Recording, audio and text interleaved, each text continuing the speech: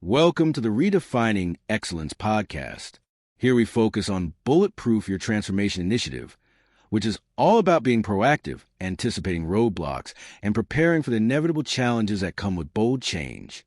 We've carefully curated the most valuable insights to help you lead with confidence, navigate complexity, and stay one step ahead in your transformation journey.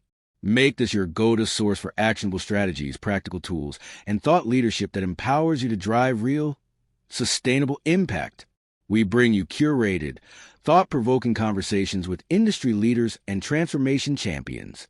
Every episode is designed to spark ideas and fuel your growth. Subscribe now to stay informed, stay prepared, and never miss an update. Let's redefine what excellence truly means, together.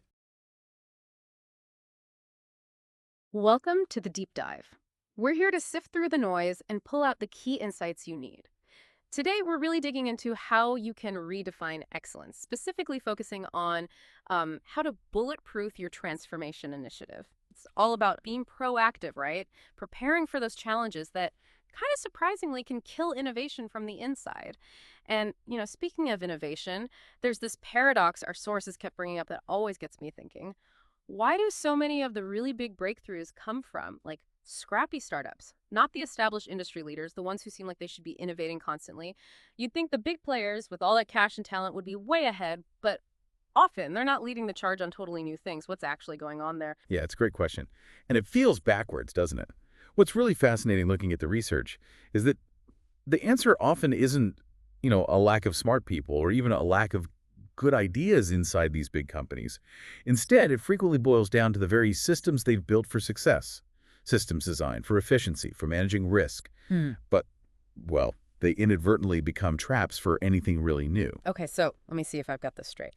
It's not about a shortage of sparks. The innovative ideas are there, but the internal machinery is almost too good at protecting what's already making money.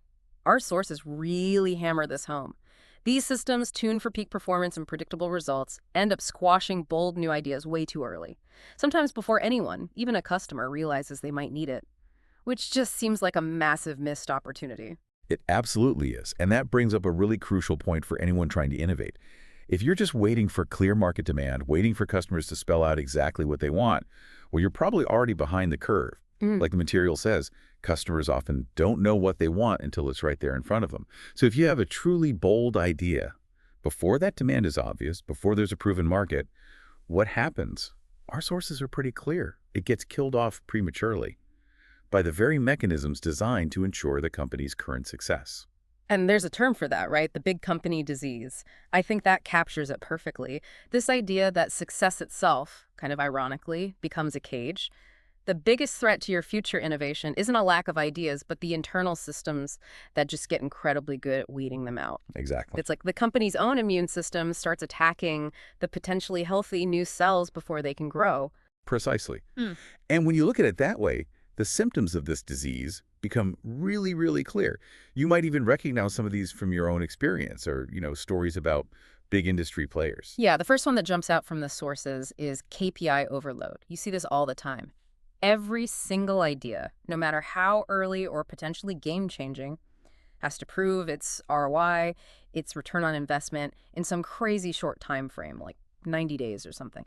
It makes you wonder, how could anything truly new possibly survive that kind of immediate financial scrutiny? It's almost impossible for the real breakthroughs. And that super tight focus on short-term results, it often leads straight into committee paralysis. The research shows when you need, 8 different stakeholders from 8 different silos to all sign off, well, bold ideas just get bogged down. They die slow deaths in meeting after meeting. It's that too many cooks problem needing everyone's approval. And often, driving these issues is this tendency to only look inwards, specifically at who's buying from you right now. Which brings us to customer myopia. It's this habit of only listening to your current customers, which, okay, is valuable for tweaking existing products. Sure, for incremental improvement. Right, but it means you completely miss what future customers might want or needs that aren't being met yet. You're basically driving by, staring in the rearview mirror. Not great for navigating new terrain. And this customer myopia is a massive part of what the sources call that's not what customers want, that trap. Yeah. Steve Jobs famously said, people don't know what they want until you show it to them. But in so many successful companies, that customer validation process acts like a rigid gate. not an agile learning tool. This breeds a strong present bias, relying only on today's feedback for tomorrow's solutions. And it fuels this powerful corporate immune response, where genuinely new ideas feel like threats to the status quo, not opportunities. So these companies, without meaning to, end up projecting the very ideals that could be their next big growth curve, their next S-curve, until somebody else launches it. And then, well, it's just too late. So it's this deep irony, isn't it? Being really high-performing today can actually pave the road to being obsolete tomorrow. Companies built on repeatability, standardization, predictability, all hallmarks of operational excellence find those very strengths turn into huge weaknesses when disruption hits. Their efficient systems deliver value now, sure, but they also punish creativity and slow down necessary change. It's such a subtle trap because those systems were built for good reasons in the first place. Absolutely. The structures that make you win today can become rigid tomorrow. And if you connect the dots, you see how system strength leads to these unintended negative consequences, like those super customer-focused processes we talked about. Great for current stuff, but they kill off new ideas that don't have obvious demand yet. Yeah. A KPI-driven culture, obsessed with quarterly numbers, starves the long-term bets that need time and patience. Right. No immediate payoff. Exactly. Risk management systems designed to protect the core often stamp out the vital, messy experimentation that innovation needs. And those complex approval workflows built for control, they just add massive friction. They slow down testing for those wilder edge concepts that really need speed and iteration. Wow. It paints a really clear picture of how today's excellence can become tomorrow's irrelevance. And the sources give us some painful but super clear examples of what could have been. I mean, think about Kodak. These guys actually invented the first digital camera back in the 1970s. Incredible, isn't it? But their whole internal focus was on film, protecting that cash cow. So they basically dismissed digital, saying, that's not what customers want. Yeah. Yet. Exactly. By the time customers did want it, Kodak was way too far behind to catch up. And then you've got Nokia. They dominated mobile phones for years, remember? Absolutely ruled. But again, their internal systems, their structures, just couldn't let their own early smartphone concepts really take flight, break free from the existing phone business model. And then, well, Apple happened, and the game changed completely. Or the ultimate classic, Blockbuster. They literally laughed at Netflix, laughed at the DVD by mail idea, and definitely laughed at streaming. Saw it as totally niche, irrelevant to their huge store network. Right. They just couldn't see past the profitable stores, and, well, they got disrupted right out of existence. Nobody was laughing in the end. What's really sobering about these stories, the key lesson we really need to internalize, is that it wasn't stupidity, it wasn't incompetence that killed those internal innovations. Well, it was the company's own operating system, relentlessly focused on protecting the current core, optimizing what already worked. That system stifled and ultimately killed those potential game changers from within. okay. So if that's the diagnosis, and it's a powerful one, how do we shift? What are the practical things you can actually do to bulletproof your transformation efforts, to make sure you don't become the next Kodak or Blockbuster? The sources really push us to think differently. It's about designing systems that actually protect new ideas long enough to learn from them instead of just killing them on sight. Okay, first off, a really key strategy is to create a future sandbox. Think of it like a protected zone, a space where teams can play with genuinely non-core ideas, free from the usual pressures, the immediate ROI demands, the strict KPIs, the layers of approval that would normally just crush something new. Like a little internal startup. Exactly, an autonomous unit given freedom to explore, basically. And alongside that, something like adopting a 70-20-10 model can be really powerful. So maybe 70% of your effort and resources go to the core business, keeping the lights on. 20% goes to adjacent opportunities, things related to what you do now.